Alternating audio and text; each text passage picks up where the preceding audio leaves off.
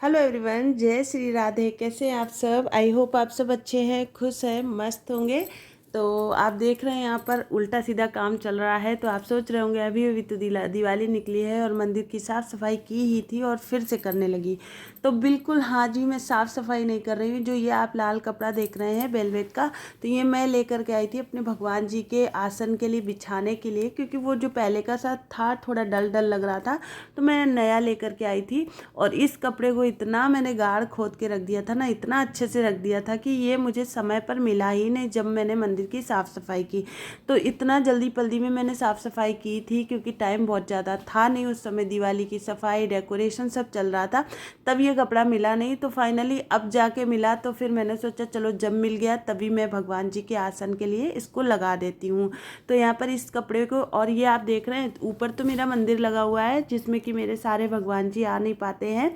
और नीचे बिल्कुल इसके नीचे है बक्सा, जो कि मेरे हस्बैंड जी का ड्यूटी का बक्सा है, जिसको मैंने उसके ऊपर खूब अच्छे से सब बिछा उछा के अच्छे साफ सुथरा आसन सब चीज़ें बिछा करके मैंने अपने कान्हा जी को बिठा रखा है। क्योंकि मेरे पास ना अभी बड़ा मंदिर नहीं है, तो इसलिए मुझे भगवान जी को भी ना थोड़ा सा एडजस्टमेंट करना पड़ता है। लेकिन देखिए भगवान जी मेरे कितने प्यारे हैं, मेरे लड्डू गोपाल, मेरे कान्हा, मेरे प्यारे प्यारे लड्डू गोपाल, कि वो एडजस्ट कर लेते हैं। वो जानते हैं मेरी मुसीबत को, मेरी परेशानी को, कि अभी मंदिर बड़ा नहीं है। लेकिन मैं बहुत जल्द ना अपने भगवान जी के लिए बहुत सुंदर सा प्यारा सा मंदिर लाऊंगी या फिर बनवाऊंगी, देखूंगी आगे। तो फिलहाल तो यहाँ पर देखिए वेलवेट का इस तरह का कपड़ा ले आई हूँ, जो कि बहुत ही सही रेंज में मुझे मिल गया था, बहुत ज़्यादा खर्चा नहीं आता है। तो इस तरह से मंदिर का डेकोरेशन आप भी कर सकते हैं और भगवान को बड़ा अच्छे से सजा सकते हैं। तो मैंने पूरी पगड़ी उड़ी सब लगा दी, लेकिन स्पेस नहीं था ज़्यादा, तो इस वजह से भगवान जी की पगड़ी नीचे गिर गई, आप देख रहे हैं। और ये सोफ़ा जो आप देख रहे हैं ये भी मैंने खुद से ही बनाया है। तो मेरे कान्हा जी जो है सिंहासन पर अपने सोफ़े पर बैठ चुके हैं राजा बेटा बन करके। तो देखिए इनकी साज सज्जा मैंने कर दी है और इनके अभी मैंने वस्त्र बदल दिए हैं, क्योंकि मैं सब सजा रही थी तो मैंने कहा इनको भी कुछ नया लुक दिया जाए। तो वस्त्र तो खैर रोज़ ही बदलते हैं जब ये स्नान करते हैं, लेकिन आज मुझे ना ये कपड़े भी मिल गए। तो ये मैंने बहुत दिन से पहनाए नहीं थे, तो मैंने कहा आज चलो इनको इस तरह के नए नए कपड़े पहना देती हूँ। तो देखिए सुंदर सुंदर से राजा बेटा बन के काजल लगा के बैठे हुए हैं मेरे कान्हा जी, है ना। तो बस इनको बैठा दिया है, उसके बाद और सारे भगवान जो है उनको भी बिठा दूंगी। फिर तब तक टाइम हो गया था आरती का।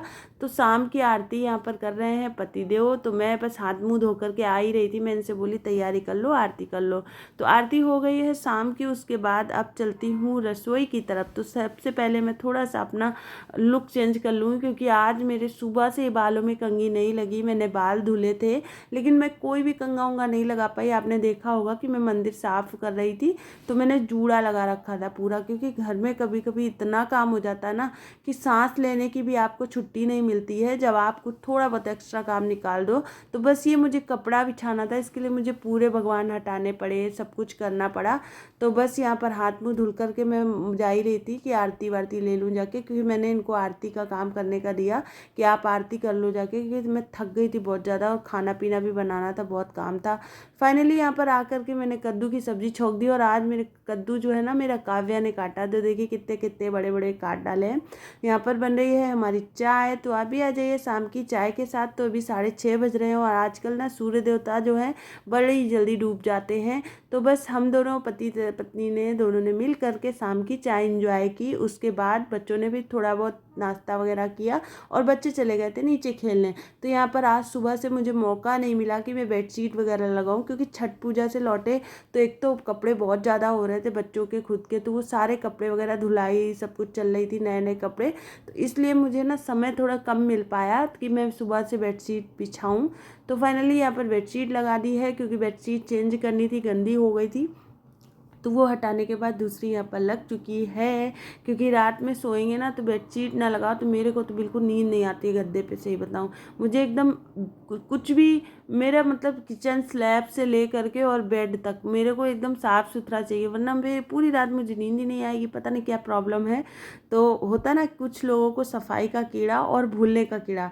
तो भूलते कितने सारे लोग हैं जो कुछ चीज़ों को समाज बड़ा ही, मेरे यहाँ ये बोलेंगे ना तुमसे कोई चीज़ खोती नहीं है, लेकिन तुम इतना इतना छिपा के रख देती हूँ कि वो चीज़ जल्दी मिलती भी नहीं है, तो खोने के बराबर है।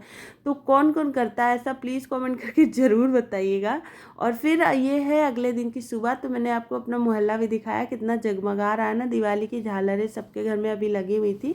तो बहुत सारे सभी लोग ना देवउठान एकादशी तक लगी रहती है, फिर हटा देते हैं। तो अभी सुबह के बज रहे हैं 5:05 हो रहे हैं, और पति देव की आई थी ड्यूटी, तो सुबह 4 बजे ही ड्यूटी वाले जगा देते हैं कि आना है। तो ड्यूटी वालों ने जगा दिया, बस मैं उठ गई थी हाथ मुँह धो करके। यहाँ पर बना रही हूँ मैं जल्दी से खाना। और आज मेरे घर पे थी नहीं मिर्ची पिसी हुई, मतलब मुझे सुखा के मिर्ची घर पे ही मैं पाउडर बनाती हूँ, वो बना नहीं पाई थी। तो यहाँ पर थोड़ी सी खड़ी मिर्च डाल दी है मैंने, गरम मसाला, सारे मसाले। जब गोभी पूरी भुन गई है तो उसके बाद हम डालेंगे। और मेरी सब्जियों में ना आपने ज़्यादातर नोट किया होगा कि कोई भी प्याज लहसुन ऐड नहीं करती मैं, क्योंकि हम लोग बहुत कम खाते हैं। रियल महीने में 2-3 बार खाते होंगे, हम लोग नहीं खाते हैं। और फिर देखिए इसमें ऐड कर दिया है धुला हुआ कटा हुआ आलू। तो आलू गोभी की सब्ज़ी बना रही हूँ, क्योंकि बच्चे टिफ़िन भी लेकर के जाएंगे और हस्बैंड जी की ड्यूटी। तो कुल मिला के 3 लोगों का टिफ़िन बन रहा है। तो सूखी सब्ज़ी मुझे सबसे आसान लगती है, रास्ते में ले जाने के लिए, फैलती नहीं है। और इनकी तो वैसे ही ट्रेन का काम है, तो इनका डिब्बा भी हिलता रहता है पूरा। तो इस वजह से ज़्यादातर कोशिश यही रहती है कि सूखी सब्ज़ी रखें, या फिर लपटी लपटी। दाल वगैरह तो बिल्कुल कभी देती ही नहीं हूँ, समझिए। तो बस ये सब्ज़ी हो गई है और इसको ढक देंगे, ये बनेगी। देखिए सब्ज़ी लगभग थोड़ी सी बनने पे आ गई है। तब तक आटा लगा दिया था, और अभी नहाई धोई नहीं हूँ, क्योंकि सुबह 5 बजे भाई नहीं नहा सकती, क्योंकि जल्दी जल्दी टिफ़िन की पड़ती है। तो बेटियाँ जाएंगी 6:15 बजे, और हस्बैंड भी उसी टाइम पर जाएंगे, लगभग 6:20 6:25 पे। तो यहाँ पर पराठे बना दूँगी, क्योंकि नहाई नहीं हूँ। बिना नहाए मैं कभी भी रोटियाँ नहीं बनाती हूँ।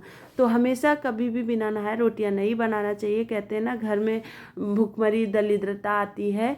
तो और ख़ास तौर पे हमारे यहाँ जो मनाया जाता है कि जनेऊधारी कोई व्यक्ति होता है, जैसे कि हस्बैंड मेरे जनेऊ पहनते हैं, हम लोगों में ये बहुत माना जाता है कि जनेऊधारी अगर कोई है तो उसको बिना नहाए खाना नहीं बनाकर खिलाना चाहिए स्त्रियों को।